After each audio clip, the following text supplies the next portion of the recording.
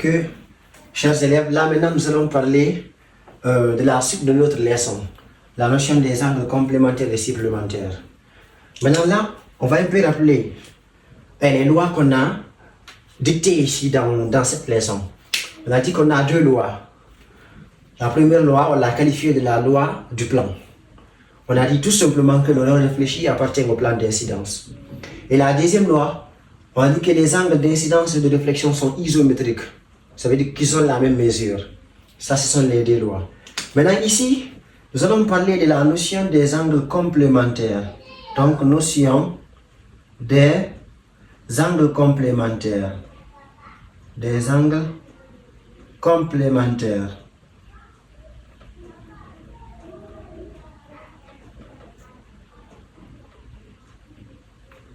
Alors, maintenant dans ce chemin, nous avons des angles complémentaires qui sont là. Donc là, nous allons bien observer. Voilà la normale. Entre la normale et le miroir plan, nous avons cet angle qui est là. On sait que ça, c'est un angle de 90 degrés. Parce que la normale, on a dit bien qu'elle est perpendiculaire à la surface réfléchissante. Alors l'angle formé entre ces deux est un angle de 90 degrés. Maintenant, l'angle qui se situe entre le rayon incident et la normale, on l'a appelé l'angle d'incidence. Et maintenant, l'angle qui se situe ici, comment on va l'appeler? Alors lui, on va l'appeler l'angle alpha, par exemple.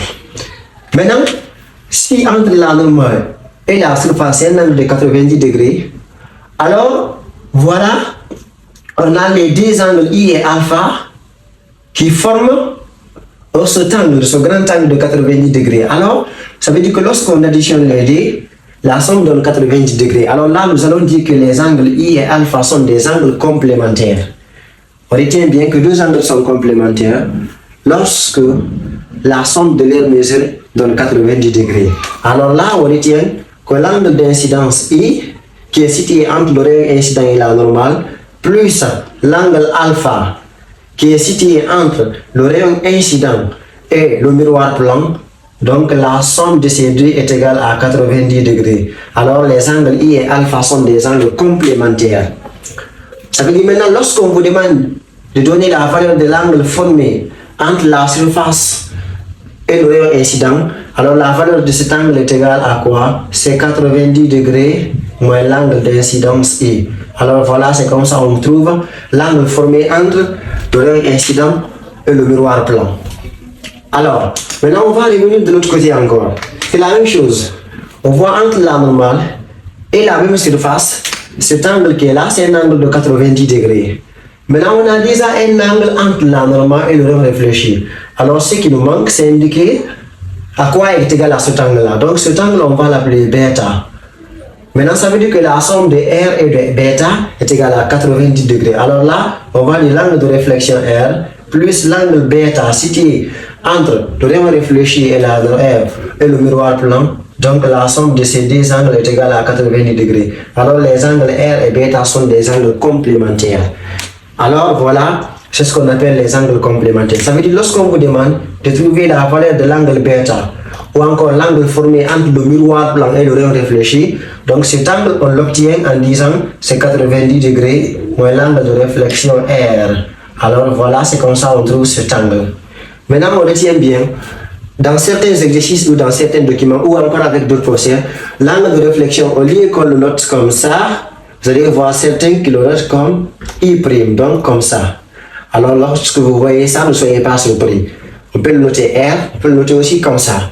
Donc, maintenant on va revenir parler de la notion des angles supplémentaires. On retient bien que deux angles sont supplémentaires ou bien des angles sont supplémentaires lorsque la somme de leurs mesures donne 180 degrés. Alors là, ça veut dire quoi? Entre la normale et le miroir plan, on a un angle de 90 degrés qui est là.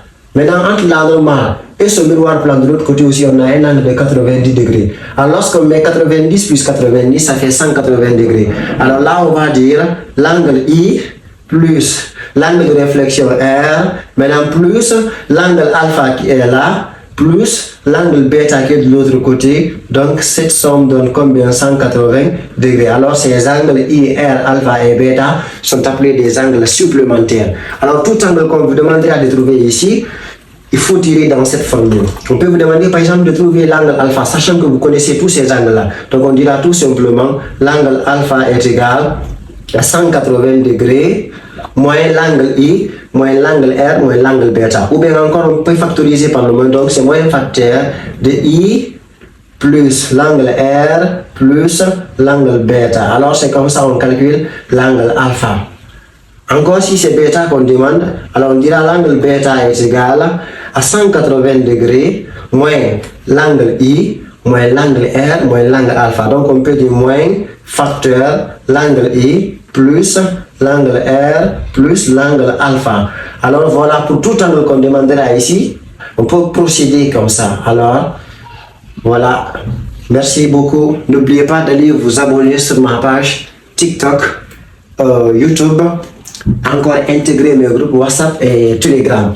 Donc, pour ceux qui ne sont pas encore au courant, sur ma page TikTok, lorsque vous voulez me retrouver, vous allez écrire @Ousmane Hayati. Ousmane Hayati. Maintenant, pour le numéro WhatsApp, nous avons le 629 55 93 61. Dans ce groupe, tout le programme, tous les cours du programme de la 10e année sont donnés ici. Que ce soit en mathématiques, physique et chimie, et les cours sont donnés de manière très ordonnée et encore avec beaucoup d'exercices dans les groupes. Merci à tout le monde.